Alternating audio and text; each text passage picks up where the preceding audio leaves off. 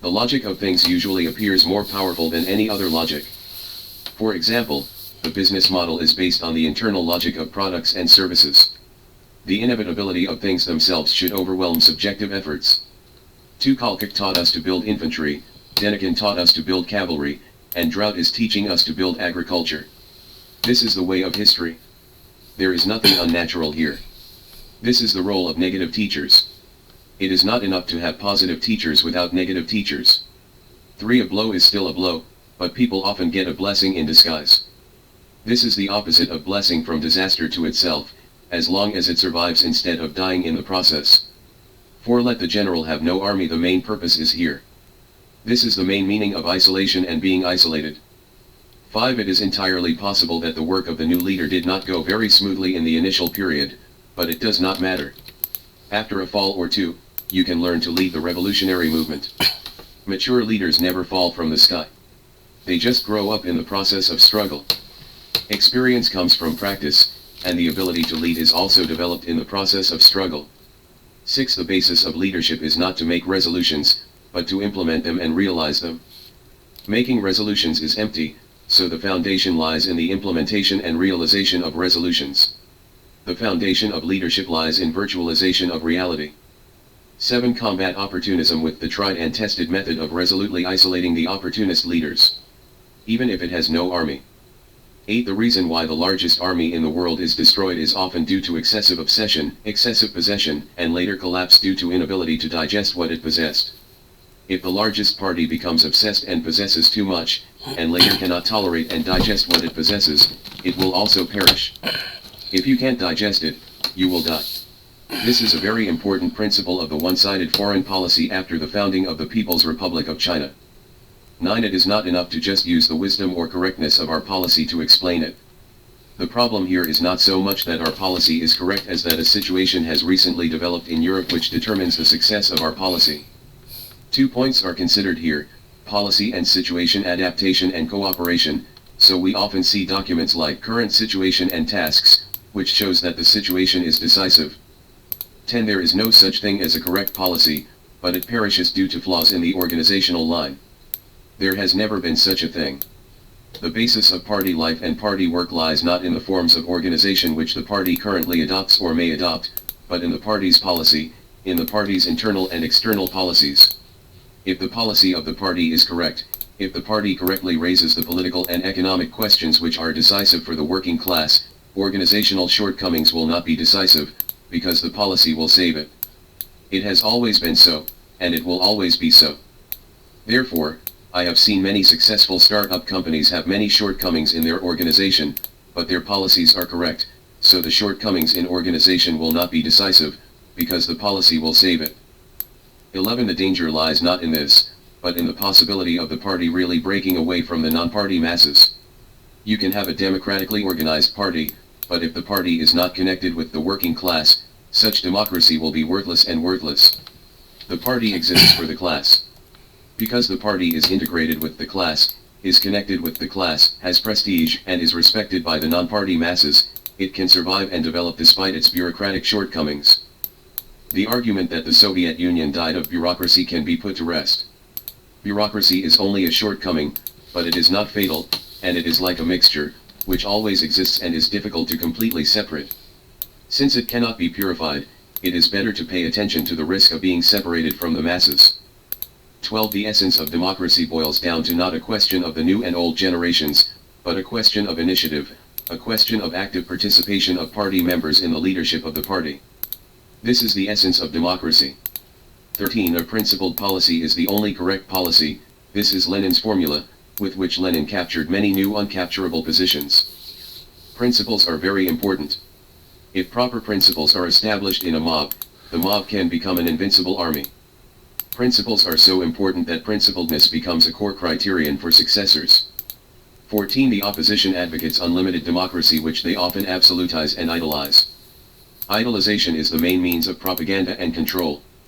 Once an idol is established, it is difficult for people to escape the influence of the idol. 15. But what are they fighting against? Who is it fighting against? Depends on what kind of experience it is. The whole problem is here.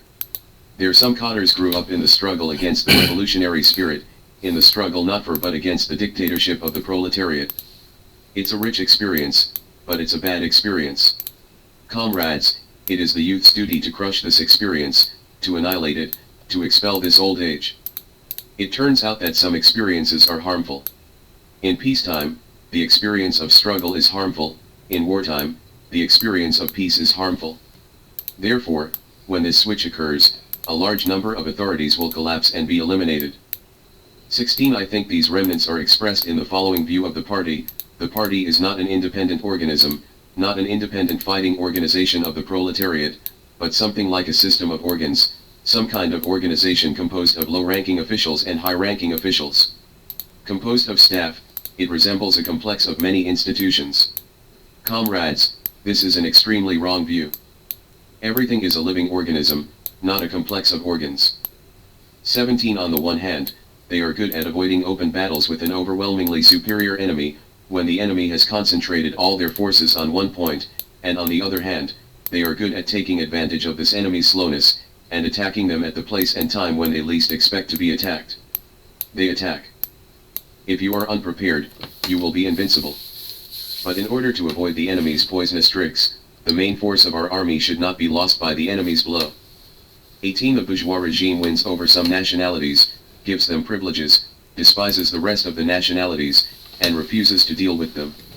In this way, it wins over one nation, and through it can trample on the rest.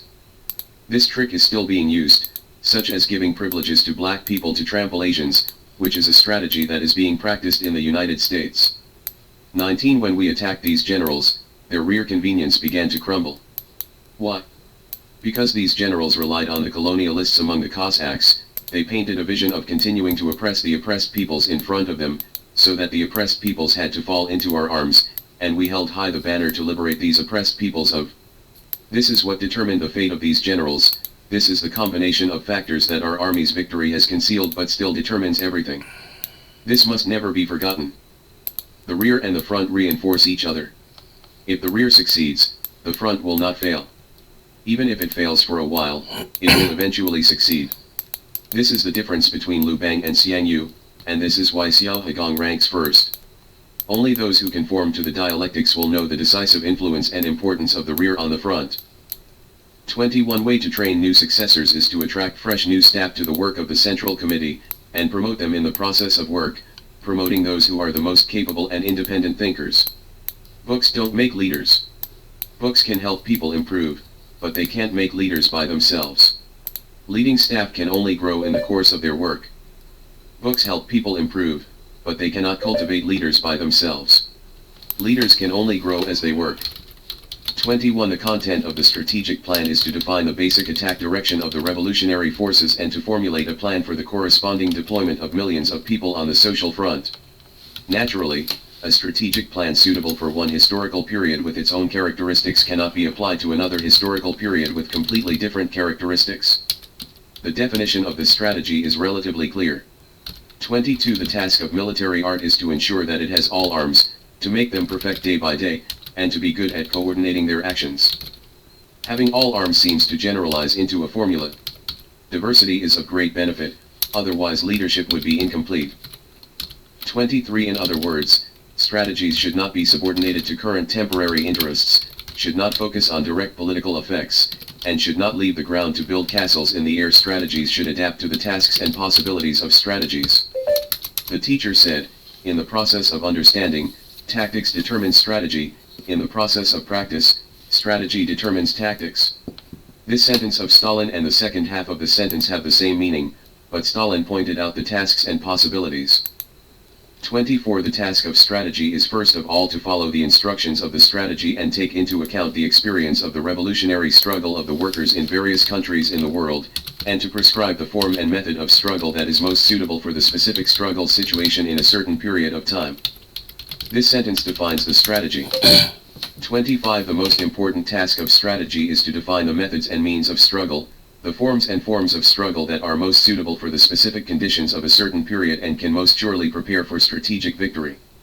Therefore, the evaluation of the role and effect of a strategy should not focus on itself and its direct effects, but should focus on the tasks and possibilities of the strategy. Talked about the strategy, and the evaluation criteria of the strategy.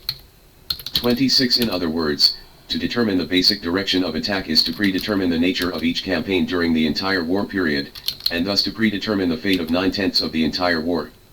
That is the task of strategy. The same goes for political strategy. The basic strike direction is indeed extremely important, and this also determines the importance of the prologue battle. The prologue battle means the strike direction to a large extent, and tests whether the strike direction is correct or not. The instructor has 3 requirements for the direction of the attack: one-way sweeping movement, attacking from weak points, and docking with new development space.